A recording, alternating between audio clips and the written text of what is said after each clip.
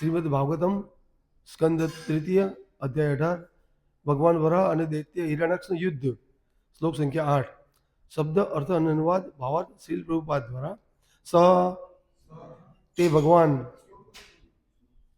હા સગામુસ્તાદ સલિલસ્ય ગોચરે વિનશ્ય તસ્યામ દદાત સત્વમ અભિષ્ટુતો વિશ્વસુજા પ્રસૂને આપૂર્યમાણો વિબુધે પશ્યતો રે સ તે ભગવાન ગામ પૃથ્વીને ઉદસ્તાદ સપાટી ઉપર સલિલસ્ય જળની ગોચરે નજરમાં રહે તે રીતે વિન્યસ્ય મૂકીને તસ્યામ તે પૃથ્વીમાં અદધાત સ્થાપ્યું સ્વ તેમનું પોતાનું સત્વમ સત્વ અભિષ્ટુત સ્તુતિ કરાયેલા વિશ્વ સૃજા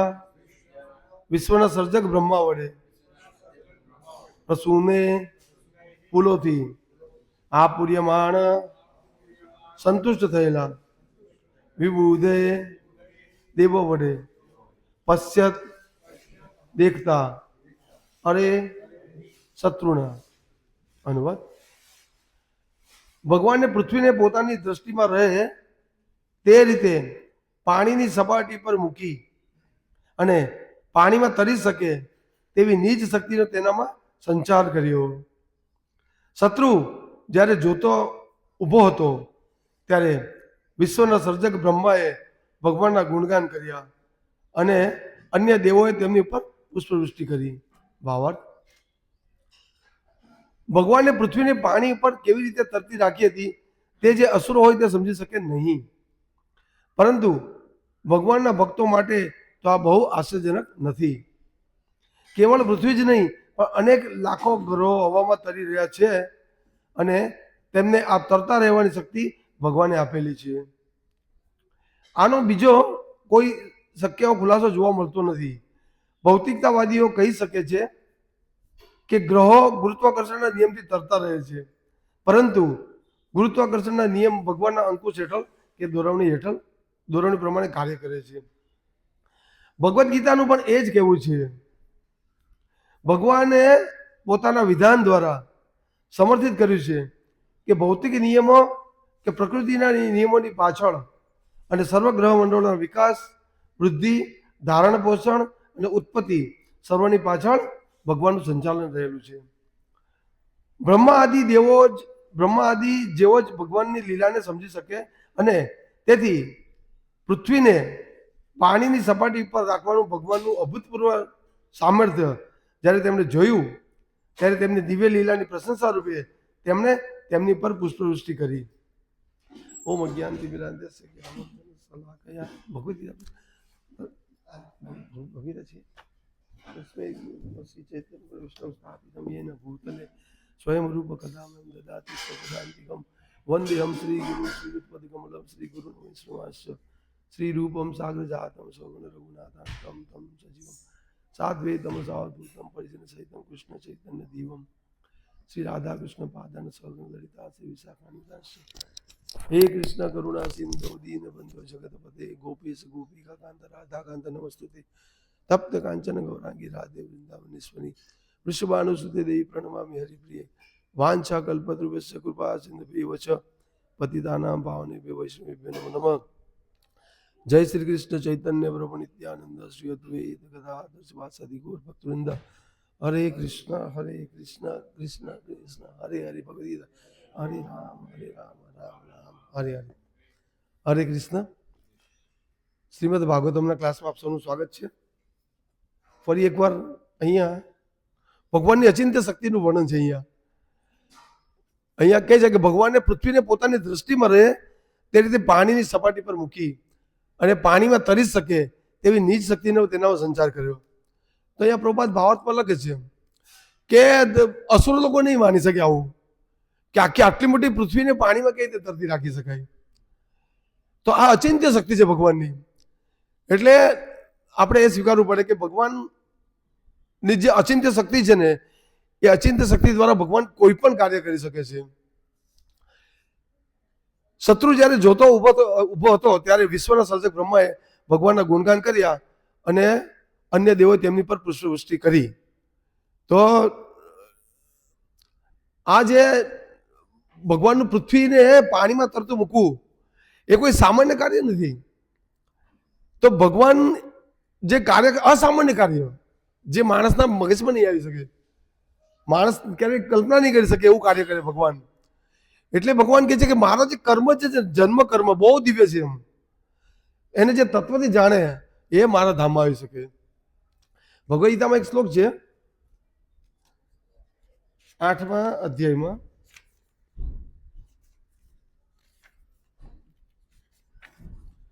એમાં કે ગામા વિશેષ ભૂતાની ધાર્યામી અમ ઓજસા. 15માં છે, 15માં છે, બરાબર. કાઢવું પડશે.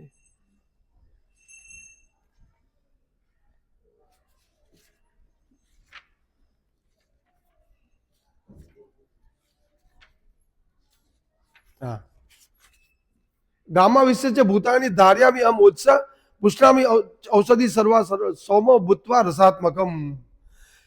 હું દરેક ગ્રહોમાં પ્રવેશ કરું છું અને મારી શક્તિથી જ તેઓ પોતાની કક્ષામાં રહે છે. ચંદ્ર થઈને હું સગળી વનસ્પતિઓને જીવનરસ પ્રદાન કરું છું.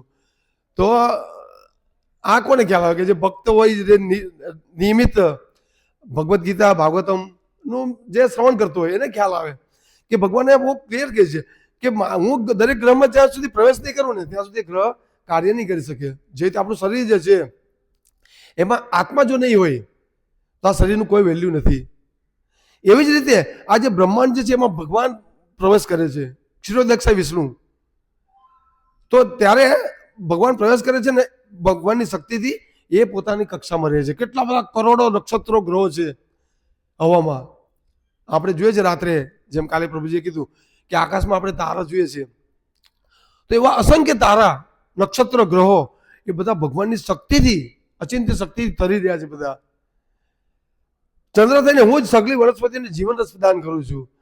તો આજે આપણે જે શાકભાજી જે છે, જે ફ્રૂટ જે છે બધું, એમાં ક્યાંથી આ રસ ભગવાન એમાં શક્તિ પ્રદાન રસ નાખે છે. એમાં સોમરસ્વ ભૂતાત્મકમ, સોમો ભૂતવા રસાત્મકમ. તો ભગવાન એમાં રસ નાખે છે. તો દરેકે દરેક કાર્ય જે છે આપણી દ્રષ્ટિ સમક્ષ એ માત્ર ને માત્ર ભગવાનની ઈચ્છાથી, ભગવાનની શક્તિ દ્વારા જ થાય છે. ભાવાર્થમાં અહીંયા પ્રભુપાદ એવું જણાય છે કે બધા લોકો માત્ર ભગવાનની શક્તિથી જ હવામાં તરી રહ્યા છે. ભગવાન અણુમાં, સર્વગ્રહોમાં તથા જીવ માત્રનો પ્રવેશ કરે છે. તો એક એક કણે કણમાં ભગવાનનો વાસ છે. જો જ્યારે આપણે આવું જાણીશું ને તો ત્યારે લોકો, અત્યારે જે હાલની જે સ્થિતિ છે દુનિયાની, એનું કારણ આ જ છે કે લોકોને ભગવાનનું જે પૂર્ણ જે શું કહે શક્તિ જે છે એના વિશે ખ્યાલ નથી. એટલે લોકોને એમ સમજે ભગવાન એમ કે નિરાકાર છે. હવે જે વ્યક્તિ ભગવાનને નિરાકાર માને છે એમાં થાય હું કે જે વ્યક્તિ ભગવાનને નિરાકાર માને એની પાસે ભગવાનના ગુણગાન ગાવાનું, ભગવાનની સેવા કરવાનું, ભગવાનનું ગ્લોરિફિકેશન કરવાનું કોઈ સમજ જ નથી એના મગજમાં, બસ નિરાકાર છે. પણ જો કોઈ વ્યક્તિ એમ સમજે કે ભગવાન પૂર્ણ વ્યક્તિ છે, ભગવાનનું સચ્ચિદાનંદ સ્વરૂપ છે, તો એ વ્યક્તિ એની પૂજા કરી શકે, એની આજ્ઞાનું પાલન કરી શકે અને વ્યક્તિ એમાં રચ્યો રહી શકે.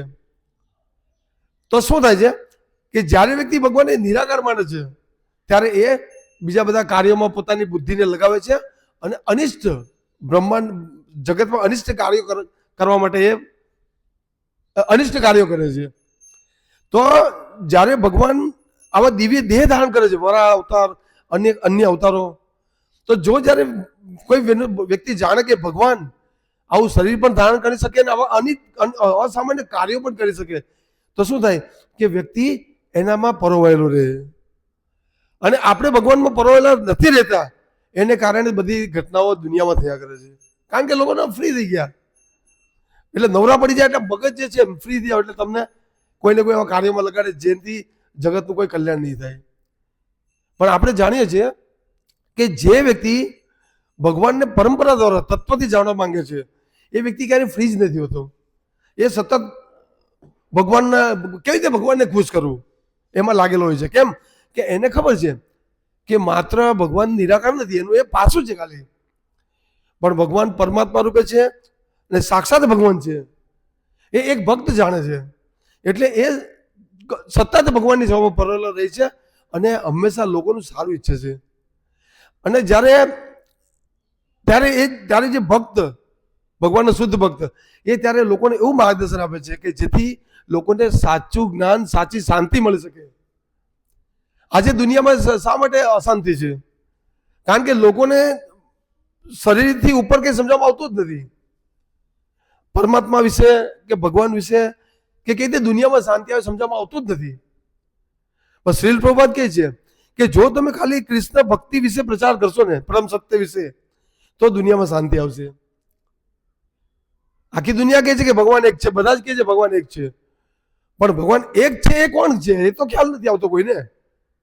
ઘણા બધા સંપ્રદાયો છે, ઘણા બધા લોકો છે, ઘણા બધા, પણ ભગવાન એક છે એ કોણ છે તો ખ્યાલ જ નથી આવતો. બધા માને છે કે આ જે બ્રહ્માંડ જે છે એ ભગવાનથી ચાલે છે, કોઈ એક શક્તિથી ચાલે છે, પણ એ કોઈ એક શક્તિ પણ કોણ છે એ બી તો જાણવાની કોશિશ કરવી જોઈએ ને આપણે.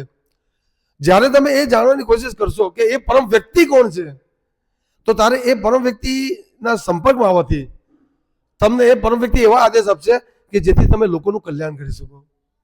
આજે આપણે જોઈએ ચારે દિશામાં સમસ્યા છે, તો લોકોને એમ છે કે અમે કાયમ માટે અહીંયા રહેવાના છે, કાયમ માટે. પણ નહીં, આપણે એક દિવસ આ શરીર છોડી દેવું પડશે આપણે. અને આપણે બહુ જ જે દેશ માટે આસક્તિ છે એ દેશ છોડીને આપણે બીજા દેશમાં બી જવું પડશે, કોઈ અલગ શરીરમાં બી જવું પડશે.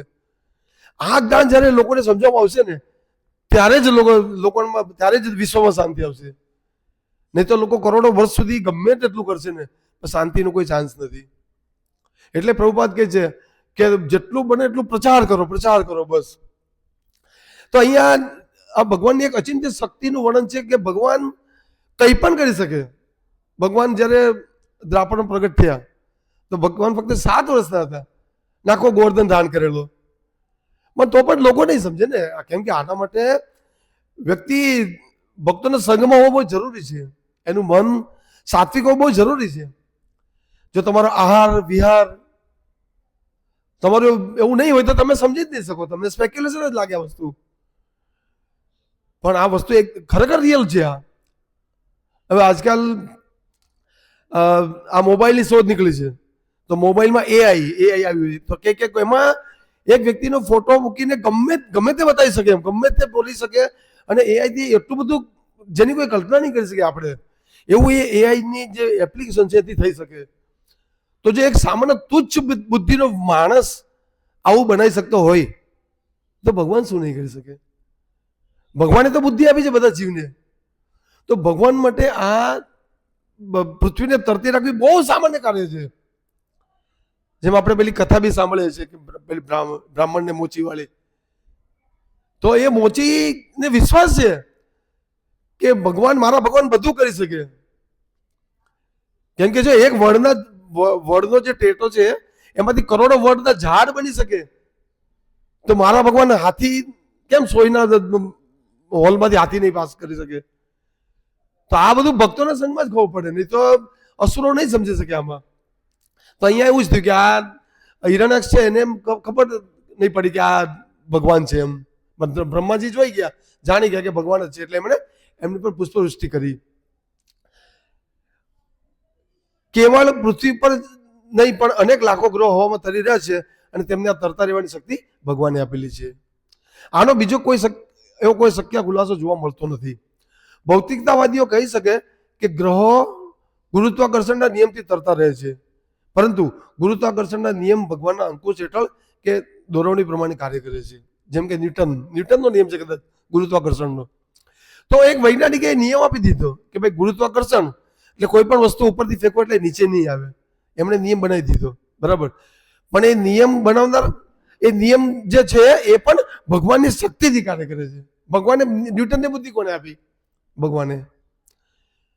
અત્યારે આપણે જોઈએ છે કેટલા લોકો આમ બહુ શરીરમાં એકદમ હુષ્ટપુષ્ટ હોય પણ ગાંડો હોય, એનું મગજ નહીં કામ કરતું હોય. તો ભગવાને તમને સારું મગજ આપ્યું તો તમે કંઈક વિચારીને કર્યું ને. એટલે પ્રભુપાદ કહે છે કે તમે કંઈ પણ કરો ને તેનો શ્રેય ભગવાનને આપો, નોબલ પરિતોષ ભગવાનને આપો. પણ આપણે શું કરીએ છીએ કે આપણે કંઈ શોધ કરીએ તો આપણું નામ લખાવી દઈએ કે મેં કર્યું. આ એક જાતનો અહંકાર છે. પણ ન્યૂટન બી ભગવાનને માનતો હતો, એ પણ કહેતો હતો કે એક શક્તિ છે કે જે કાર્ય કરી રહી છે. તો ભગવદ્ ગીતાનું પણ એવું જ કેવું છે, જેમાં શ્લોક હતો ગામા વિશ્વ છે ભૂતાની ધાર્ય વ્યવસ્થા. ભગવાને પોતાના વિધાન દ્વારા સમર્થિત કર્યું છે કે ભૌતિક નિયમો કે પ્રકૃતિના નિયમોની પાછળ અને સર્વ ગ્રહ મંડળોના વિકાસ, વૃદ્ધિ, ધારણ પોષણ અને ઉત્પત્તિ સર્વની પાછળ ભગવાનનું સંચાલન રહેલું છે. મયા દક્ષેણ પ્રકૃતિ સુઈતે સચરાચરમ હેતુ નાને કોંતે જગદીવી પરિવર્તતે. કેટલું અદ્ભુત શ્લોક છે કે અર્જુન મારા નિયંત્રણમાં આ બધી પ્રકૃતિ કામ કરે છે. કોઈ વસ્તુ ઓટોમેટિક નથી થતી. કોઈ પણ વસ્તુ આપણે એવું નથી જોતા કે એના મને ચાલ્યા કરે. આપણે કોઈ પણ વસ્તુ માટે એનું સંચાલન કરવું જ પડે. પણ છતાં બી અસુર લોકો નથી સમજતા કે આ બધું કેવી રીતે થાય છે એમ. પણ જ્યારે વ્યક્તિ સમજી જાય ને કે આ બધું ભગવાનની શક્તિ દ્વારા થાય છે, કોઈ છે જે કરે છે અને એને શરણે જવાની કોશિશ કરે ને ત્યારે જ એને જીવનનો ખરો લાભ થાય છે. બ્રહ્મા આદિ જેવો જ ભગવાનની લીલાને સમજી શકે અને તેને પૃથ્વીને પાણીની સપાટી પર રાખવાનું ભગવાનનું અભૂતપૂર્વ સામર્થ્ય જ્યારે તેમણે જોયું ત્યારે તેમની દિવ્ય લીલાની પ્રશંસા રૂપે તેમણે તેમની પર પુષ્પવૃષ્ટિ કરી. એટલે આપણે પણ ભગવાનને હંમેશા ભગવાનનો આભાર માનવો જોઈએ કે આપણને 84 લાખ યોની છે અને એમાં અત્યારે કૃપા કરીને આપણને ભગવાને મનુષ્ય બોડી આપી છે. તો આપણે ભગવાનનો ખૂબ આભાર માનવો જોઈએ કે આપણને આ શરીર મળી ગયું અત્યારે. તો આ યોનિનો આપણે મેક્સિમમ લાભ લઈને આપણે શું કરવું જોઈએ? ભગવાનનું ભજન કરવું જોઈએ અને ભગવાનનો આપણે આભાર વ્યક્ત કરવો જોઈએ. અને ભગવાનનો ખાસ આભાર એ માટે વ્યક્ત કરવો જોઈએ કે આપણને ભગવાનને જાણવા માટે ખરેખર એ પ્રક્રિયા કે એવું ચળવળમાં આપણને મૂક્યા કે જે આપણે રિયલમાં ભગવાનને જાણી શકીએ છીએ, ભગવાનને પૂર્ણ રીતે જાણી શકીએ છીએ. ભગવાન કોણ છે, ભગવાન ક્યાં રહે છે, ભગવાન શું કરે છે, ભગવાન શા માટે આવે છે, બધું જ આપણને સમજાવવામાં આવે છે. તો આપણા સૌભાગ્યનું ખરેખર કોઈ પાર નથી કે બહુ દિવ્ય લીલાનું ભગવાનને આપણે તત્વથી જે જાણવાનો મોકો મળે છે આપણે અહીંયા મળે છે. તો આપણું ખરેખર બહુ સૌભાગ્ય છે કે આપણે રોજે રોજ ભગવાનનું એક તત્વ, રોજે રોજ ભગવાનની દિવ્ય શક્તિ, ભગવાનના લક્ષણ આપણને જાણવા મળે છે. જેનું રૂપ ગોસ્વામીએ ભક્તિરસ સિંધુમાં જે વર્ણન કર્યું છે ભગવાનના લક્ષણોનું, ભક્તોના લક્ષણોનું, પ્રેમા ભક્તિના લક્ષણોનું, દિવ્ય સેવાના લક્ષણોનું, એ બધું આપણને રોજે રોજ આપણે શ્રીમદ ભગવદ્ ભાગવતમાં જાણવા મળે છે. અહીંયા પણ ભગવાનના એક ભગવાનની શક્તિ, ભગવાનનું લક્ષણ છે. આ ભગવાન અહીંયા આગલા શ્લોકમાં છે કે અસુરના બાણ જેવા અપશબ્દ સાંભળી ભગવાન દુઃખી થયા હતા. તેમ છતાં તેમણે તે દુઃખને સહન કર્યું, પરંતુ તેમની દાઢોના અગ્રભાગે રહેલી પૃથ્વીને ભયભીત થયેલી જોઈ ત્યારે તેમ મગરના હુમલાથી હાથી તેની હાથણીની સાથે પાણીમાં બહાર આવે તેમ તે પાણીની બહાર આવ્યા. તો અહીંયા ભગવાનને દુઃખ થયું. તો કોઈ કહે કે ભગવાનને કઈ રીતે દુઃખ થાય? પણ ભગવાન જ્યારે કોઈ વ્યક્તિ સમજે ને કે ભગવાન બી આપણી જો એક દિવ્ય શરીર છે અને એને બી ભક્ત સાથે કોઈ ગડબડ કરે તો ભગવાનને દુઃખ થાય છે. તો આ ભક્તિ સિંધુમાં વર્ણન છે કે ભગવાનને પણ દુઃખ થાય છે. તો આ બધું જે ભગવાનના જે લક્ષણો જે છે એ બધાનું વર્ણન બી ભક્તિ સિંધુમાં છે. અને આપણને જ્યારે પણ આપણે શ્રીમદ ભગવદ્ કે ભાગવતમ પર આપણે સત્સંગ કરે છે ત્યારે આપણને એક વસ્તુ એમાંથી જાણવા મળે છે. તો કેવી રીતે ભગવાન વ્યક્તિ છે ને કેવી રીતે ભગવાનમાં બધા જે લક્ષણો જે છે ઉદિત છે એના ઉદાહરણ દ્વારા આપણને સમજાવવામાં આવે છે. તો આપણે સમજી શકીએ કે કેવી રીતે ભગવાન એક દિવ્ય પુરુષ છે અને ભગવાન આ બધી લીલા કરે છે. તો મૂળ પ્રયોજન ભગવાનનું આ છે કે ભાઈ પરિત્રાણાય સાધુના વિનાશાય દુષ્કૃતામ, ગમે તે હિસાબે ભક્તનું રક્ષણ કરવું અને અસુરોનું નાશ કરવો. આ હેતુ માટે ભગવાન વારંવાર અવતરે છે અને ઈચ્છા છે કે ભાઈ બધા જીવ જે મારથી વિખૂટા પડી ગયા પાછા મારી પાસે આવી જાય. ભગવાનને બીજો કોઈ ઉદ્દેશ નથી હોતો. ભગવાન આત્મારામ છે, એને કોઈ વસ્તુની જરૂર નથી. પણ કેમ કે આપણી જેવા એનું દિવ્ય શરીર છે. પ્રભુપાદ કહે છે કે આપકે સાથ ભગવાન બાત કર સકતે હૈ. તો એ છે આ. તો એ બધું આપણને અહીંયા ભગવાનની લીલાઓ દ્વારા આપણે જાણી શકીએ છીએ અને એ જાણીને આપણે આપણા જીવનનું કલ્યાણ કરી શકીએ છીએ. હરે કૃષ્ણ. શ્રીમદ ભાગવતમ કી જય. શ્રીલ પ્રભુપાદ કી જય.